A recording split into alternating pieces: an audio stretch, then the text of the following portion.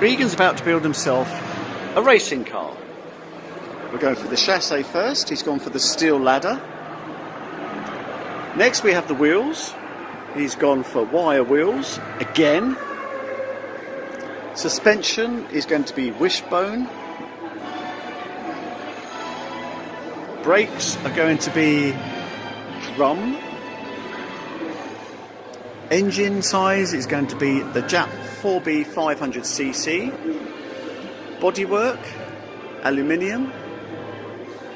Livery, number 44. And we're about to test drive the car.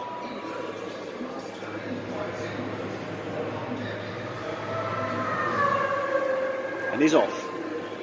Cox Corner. Is he going to stay on the track or is he going to go off? He's spun off again. He's got the wrong brakes. And the wrong wheels. That's the third time he's crashed. Where's Murray? Murray, where are you?